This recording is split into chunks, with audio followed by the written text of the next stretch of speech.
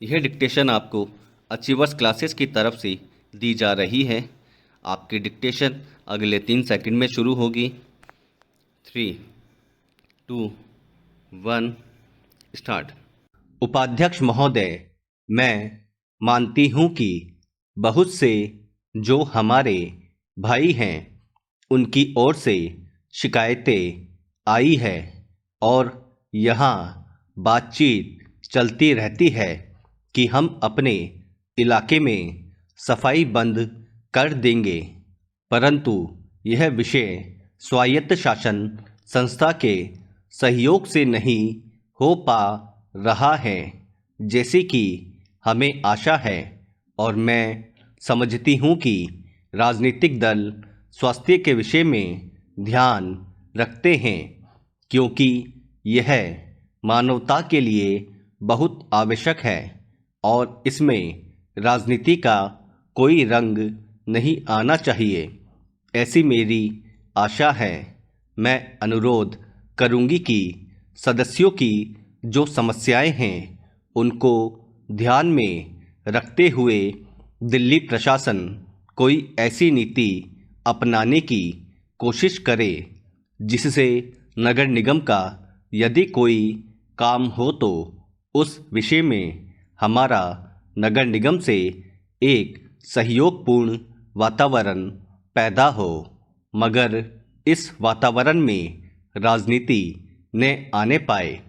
हमारे सामने एक उद्देश्य हो कि हमें जनता का काम करना है क्योंकि जनता के लिए हम चुनकर आए हैं।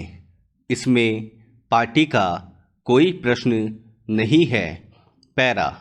दूसरी बात, मैं यह कहना चाहता हूँ कि अनाथ बच्चों के लिए जो इस बजट में प्रावधान किया गया है कि उनके लिए केंद्र बनाए जाएंगे, तो मैं समझती हूँ कि इन केंद्रों के साथ साथ बेसहारा महिलाओं के लिए जो कि समाज से तिरस्कृत हैं, ऐसी महिलाओं के लिए जगह जगह इस प्रकार के केंद्र खुलने चाहिए जहां उन्हें रोजगार सिखाया जाए और साथ ही साथ आर्थिक रूप से स्वतंत्र बनाने की तरफ भी प्रयत्न किया जाए। इस विषय में मेरा एक सुझाव है कि जो बच्चे अनाथ हैं, जो बेसहारा महिलाएं हैं, उनकी तरफ हमारी पूरी कोशिश होनी चाहिए कि जो अनाथ बच्चे हैं, जो समाज से तिरस्कृत हैं, जिनको अवहेलना की दृष्टि से देखा जाता है, उनके लिए केंद्र बनाए जाएं और उन केंद्रों में वह अधिकारी रखे जाएं जिनके संरक्षण में वह कार्य सीखें, पढ़े लिखें। यदि इसमें बाहर के सदस्य हों तो वे ऐसे होने चाहिए जिनका जीवन सरकारी सेवा में ही बीता हो। ऐसे योग्य लोगों से सहायता लीजिए। यदि इसमें असामाजिक तत्व घुस गए तो फिर हमारा पैसा ऐसे ही खर्च हो जाएगा और जो नीति हमने बनाई है वह असफल हो जाएगी, जिसका परिणाम यह होगा कि हम उस नीति को कार्य रूप में परिणत नहीं कर सकेंगे। इस बात पर कोई मतभेद नहीं है। पैरा। उपाध्यक्ष महोदय, रूस में भारत के जो मानचित्र प्रकाशित हुए हैं उनमें भारत के कुछ हिस्से को सही तरीके से नहीं दिखाया गया है। इसको सरकार भी मानती है और इस विषय पर कोई मतभेद नहीं है।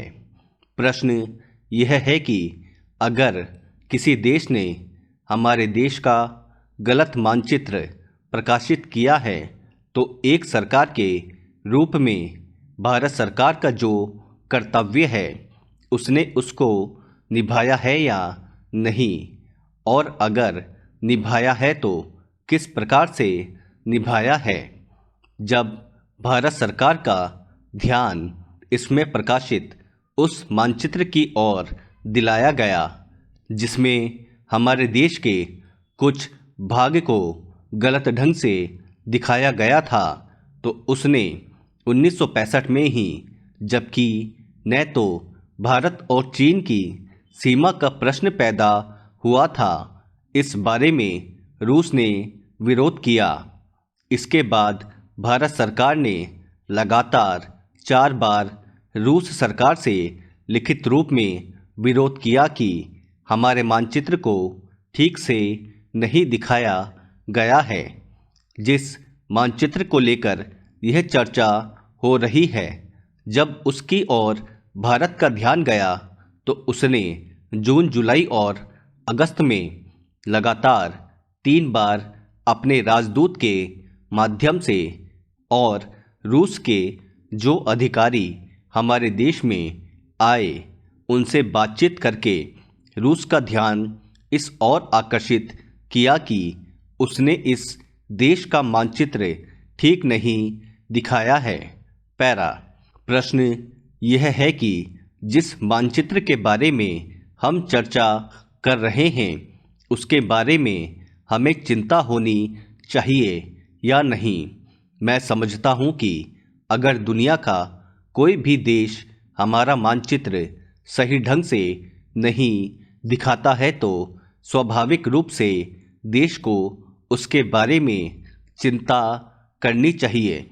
हम अपने कर्तव्य से नहीं चूक सकते हैं, लेकिन जहाँ तक इस चर्चा का संबंध है, मैं माननीय सदस्य की प्रशंसा करता अगर वह उन समस्त देशों का जिक्र करते और निंदा करते जिन्होंने हमारे मानचित्र को गलत ढंग से दिखाया है।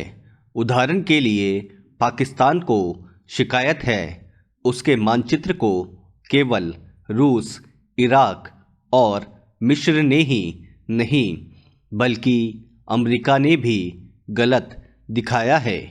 जिस कश्मीर को हम भारत माता का ताज और मुकुट कहते आए हैं, जिसे हम कहते हैं कि वह इस धरती पर हमारा स्वर्ग है, उस इलाके को बिल्कुल उनकी दया और कृपा पर छोड़ दिया गया है। यह बात उत्साहवर्धक नहीं है। स्टॉप। दोस्तों, अगर आप चैनल पर नए हैं तो चैनल को सब्सक्राइब करना ना भूलें और बेल आइकन पर क्लिक करें। Thank you.